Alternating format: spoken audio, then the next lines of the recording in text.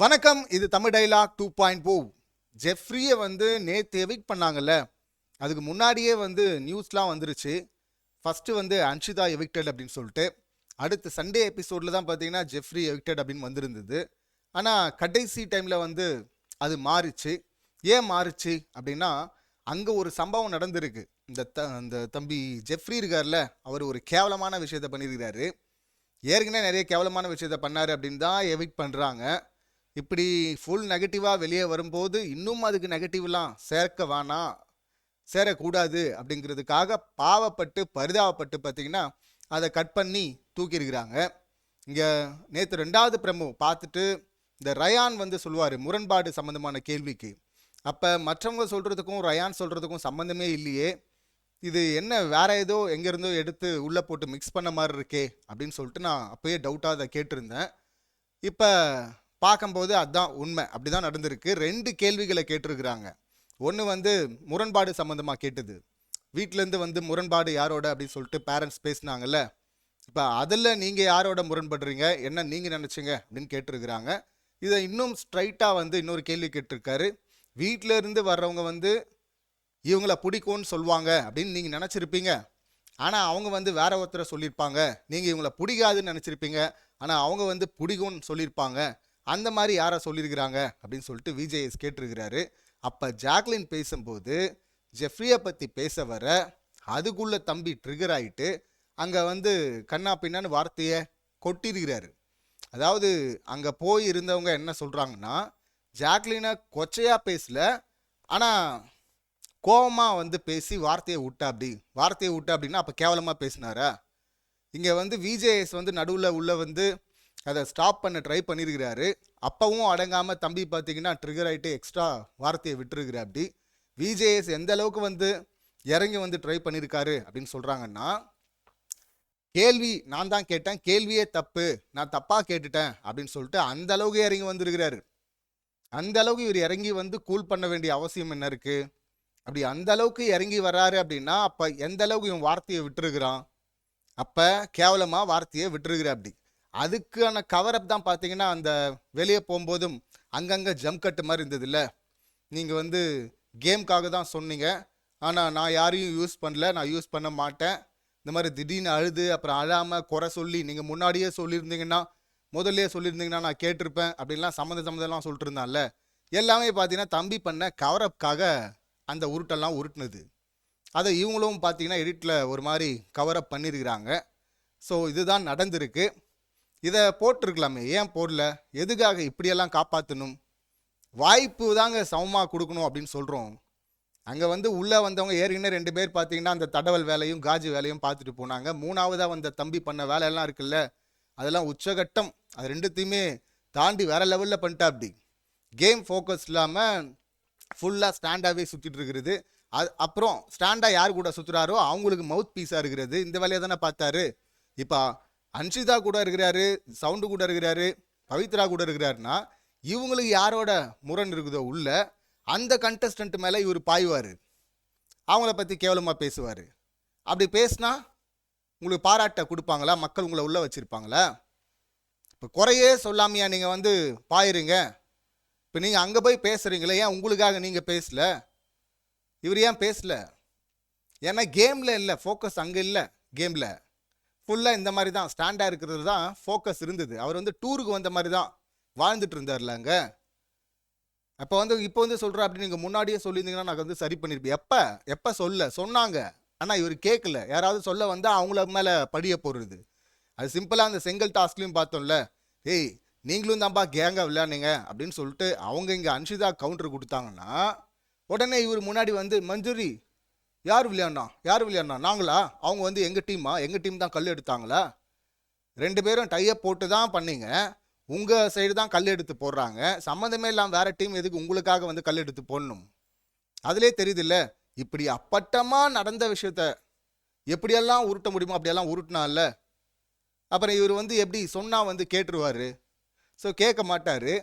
இங்கே வந்து அப்பட்டமாக கேமை போட்டு உரிச்சிட்டாங்கல்ல. இப்போ இதே குற்றச்சாட்டை தாங்க ஜாக்லின் மேலேயும் வச்சாங்க. அவங்க வந்து ஜம்ப் ஆகிட்டே இருக்கிறாங்க ஒரு வாரமோ அப்படின்னு சொல்லிட்டு வேறு ஆட்களோட. இப்போ அதே குற்றச்சாட்டு இந்த பக்கம் வைக்கும்போது தம்பிக்கு ஏன் பொங்கிடுச்சு அப்படின்னா, தம்பி அதான் பண்ணிட்டு இருந்தாரு. ஸோ அதை வந்து எக்ஸ்போஸ் பண்ணதும் பார்த்தீங்கன்னா கோவம் வந்து அங்கே ஹோஸ்டையே மதிக்காம வார்த்தைகள்லாம் விட்டுருக்குற அப்படி. அதுக்கப்புறமா தான் வேற வழி இல்லாமல் இனிமேலும் காப்பாற்ற முடியாது அப்படிங்கிற நிலையில தான் விஜேஎஸ் பிரேக் விட்டு போயிட்டு அப்போ தான் அந்த எவிக்ஷனை ஞாயிற்றுக்கிழமை எபிசோடில் வெளியே அனுப்ப வேண்டியவரை சனிக்கிழமையே பார்த்தீங்கன்னா வெளியே போடா அயோக்கிய ராஸ்கல் அப்படின்னு சொல்லிட்டு அனுப்பியிருக்கிறாங்க.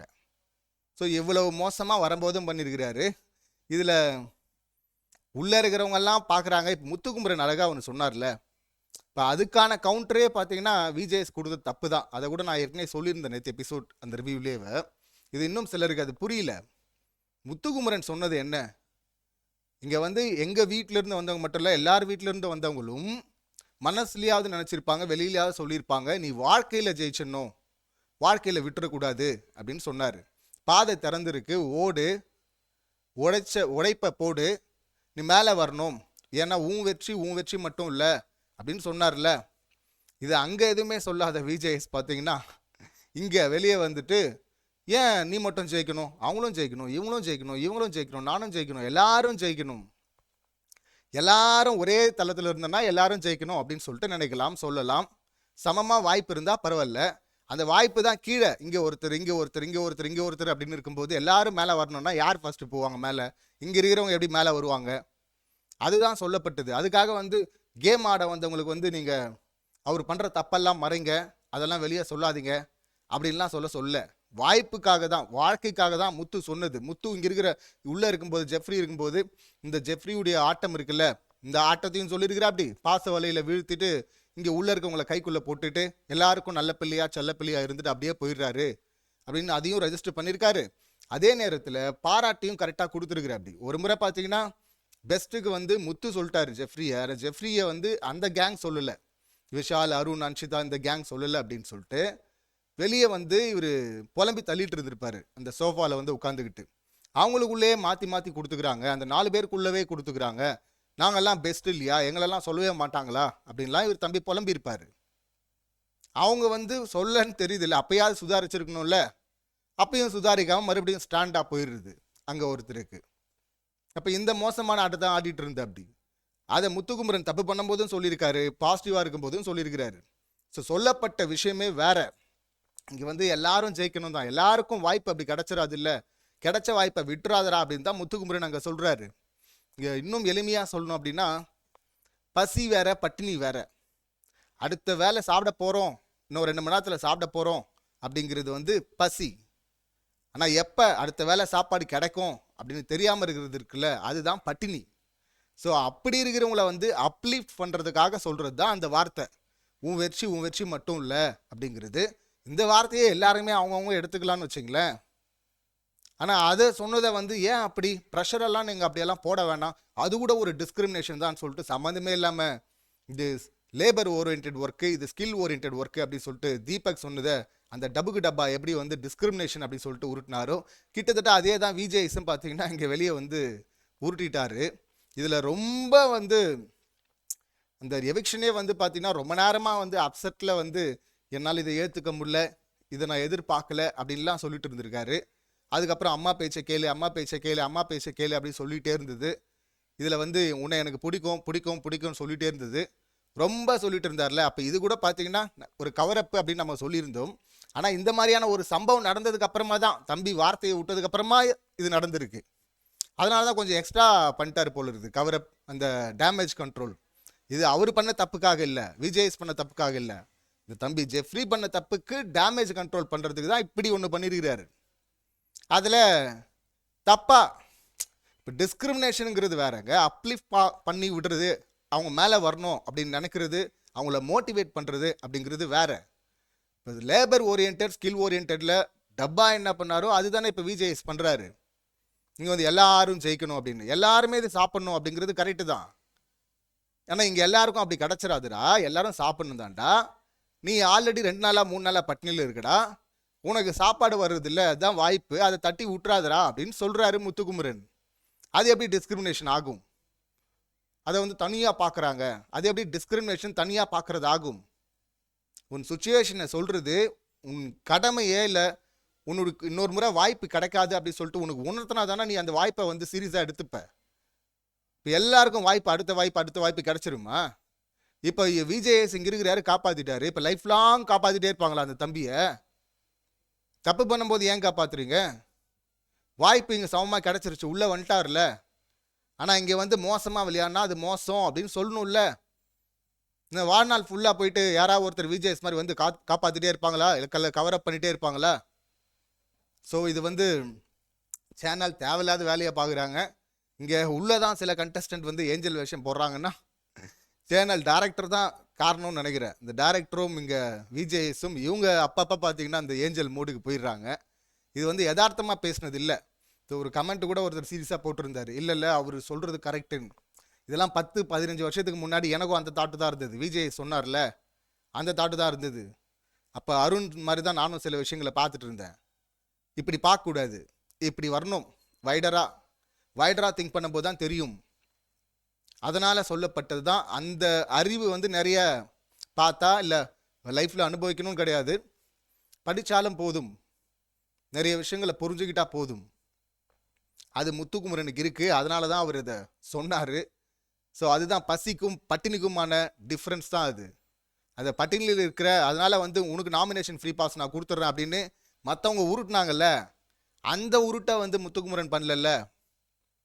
அதை பண்ணால் தப்பு, அது யார் பண்ணாலும் தப்பு. அதை நம்ம அதனால தான் நம்ம வந்து இவர் சத்யா ஃப்ரெண்டுன்னு சொல்லிட்டு கூடவே சுற்றிக்கிட்டு இருந்துட்டு அப்புறம் வந்து உங்கள் கம்யூனிட்டி ஜெயிக்கணும் அப்படின்னு சொல்லிட்டு நாமினேஷன் ஃப்ரீ பாஸ் எடுத்து கொடுத்தாருல விளையாடாத ஒருத்தனுக்கு. அது தப்பு, அதை யாரும் பண்ண சொல்ல. வாழ்க்கையில் ஜெயிக்கிறதுக்கு இது கேமில் அந்த ஃபேவரட்டிசம்லாம் பார்க்கல. இங்கே முத்து வாழ்க்கையில் ஜெயிக்கிறதுக்கு அது சொன்னது. வாழ்க்கையில் ஜெயிக்கிறதுக்கும் நீ எல்லாரும் மாதிரியுமே இருந்துரு, கூலாக இருந்துரு அப்படின்னு எப்படி சொல்ல முடியும்? இன்னும் 2 மணி நேரத்தில் சாப்பிட போகிறவன் இல்லை ஒரு வேளை பசியில் இருக்கிறவனும் 2 நாள் பசியில் இருக்கணும் ஒன்றா? அப்போ உன்னோட பசி அதிகண்டா, நீ வந்து ஏன்டா அதை வேஸ்ட் பண்ணுற அப்படின்னு அவனுக்கு சொல்லணும்ல. வாய்ப்பை விட்டுறாதுறான்னு, கவனமாக இருறா அப்படின்னு சொல்லணும்ல. அதை தான் அங்கே முத்து சொன்னார். நீயும் மற்றவங்கள மாதிரியே இரு அப்படின்னு சொல்லுவீங்களா? சின்ன அடிபட்டதும் பெரிய அடியில் வலியில் இருக்கணும் ரெண்டும் ஒன்றா? இப்படி கிடையாதுல்ல. ஸோ அந்த புரிதல் வந்துட்டா அது வந்துடும் எல்லாருக்கும். இன்னும் கொஞ்சம் வைடாக பார்க்கணும். அதுதான் வைடாக பார்த்தீங்கன்னா அது புரிஞ்சிடும்னு நினைக்கிறேன். தம்பிக்கு வந்து மோசமான கேம் அதான் சொல்லிட்டு என்ன 2 பேர் வந்து மோசமாக விளையாட்டு போயிட்டாங்க. இது 3ஆவதாக மோசமாக வந்து விளையாடுறதுக்கெல்லாம் வந்து பரிதாபம்லாம் பார்க்க முடியாது, பார்க்க தேவையும் கிடையாது. அப்படி வாழ்நாள் ஃபுல்லாக இவங்களுக்கு அப்படி பார்க்குறதே அவங்களுக்கு செய்கிற ஒரு நல்லது அப்படின்னு நினச்சி சில பேர் பண்ணுறாங்க. உள்ளே போனவங்களையும் சில பேர் வந்து அது ஓப்பனாக அதை நான் சொல்ல வேணாம், அவனுக்கு அது நெகட்டிவாக போய்டுன்னு சொல்கிறதெல்லாம் பார்க்கும்போது எங்கடா லெமுரியா கண்டத்தோட காணாமல் போயிட்டாங்க இந்த மாதிரி ஏஞ்சல்கள்லாம் நினச்சுமே இன்னுமாடா இருக்கிறீங்க நீங்கள் அப்படின்னு தான் நமக்கு சொல்ல தோணுது. அது என்னன்னு சொல்லிட்டாலாவது பார்த்தீங்கன்னா அந்த மீட்டரில் நம்ம இது தப்புன்னு பேசலாம். இவங்க வந்து ஹோஸ்ட்டை மதிக்காமல் பேசிட்டா அப்படி, ஹோஸ்ட் இறங்கி வந்து கவரப் பண்ண ட்ரை பண்ண அப்படி, மறுநாள் எவிக் பண்ண வேண்டியவங்கள முதல் நாளே எவிக் பண்ணிட்டாங்க அப்படின்லாம் சொல்லிட்டு அவன் அப்படி பண்ணியிருக்க கூடாது. அதெல்லாம் சொல்லிட்டு ஆனால் என்ன பண்ணான்னு நான் சொல்ல விரும்பலை, சொன்னால் ரொம்ப நெகட்டிவ் ஆகிடும் அப்படின்னாங்கன்னா இப்போ அவங்க இஷ்டத்துக்கு கற்பனை பண்ணிப்பாங்கல்ல. தம்பி மோசமாக தான் கேவலமாக தான் பேசிடுறாரு ஜாக்லினை. ஏன்னா ஜாக்லினை பிடிக்காது, மஞ்சரியை பிடிக்காது இவருக்கு. அந்த பேசுகிற டோனு பாடி லாங்குவேஜ் இதுலேயே தெரிஞ்சது இல்லை. ஆனால் இந்த பக்கம் பவித்ரா சௌந்தர்யா அந்த பக்கம் அன்ஷிதா இவங்க ஸ்டாண்டுங்கிறதுனால பார்த்தீங்கன்னா இங்கே ஒட்டிக்கிட்டே இருப்பார். அந்த இமேஜஸ் எல்லாம் கூட இன்னும் இருக்குது, அதெல்லாம் பாருங்கள், இந்த கிளிப்லாம் பாருங்கள், அப்போ தெரியும் எவ்வளோ மோசமாக தம்பி வந்து அங்கே உள்ளே இருந்துருக்கிறாரு அப்படின்னு சொல்லிட்டு. வெளியே போடா அயோக்கிய ராஸ்கல் அப்படின்னு சொல்கிறதுக்கு உண்டான எல்லா தகுதியும் இருக்குது. அதை தானே இவங்களும் சொல்லியிருக்கிறாங்க. மறுநாள் போக வேண்டியவனை முதல் நாளே அனுப்பியிருக்கிறாங்க. அதை அனுப்பிட்டு மேலே வந்து பூச்சிக்காக தான் இதெல்லாம் பேசி உன்னை பிடிக்கும் ரொம்ப பிடிக்கும் அதெல்லாம் சொல்லி அதுவே ஒருத்தன் அங்கே கரெக்டாக மோட்டிவேட் பண்ண சொன்னால் அதையும் குறையா சொல்லி ஒரு மாதிரி குழப்பி வெளியே போடா தயவுசெய்து எப்படியாவது போயிடுறா அப்படின்னு சொல்லிட்டு அனுப்பியிருக்கிறாங்க. இந்த சம்பவங்களை நீங்கள் எப்படி பார்க்குறீங்க, உங்கள் கருத்து என்ன அப்படிங்கிறத கமெண்ட் பண்ணுங்கள். மீண்டும் அடுத்த வீடியோவில் சந்திக்கலாம். நன்றி, வணக்கம்.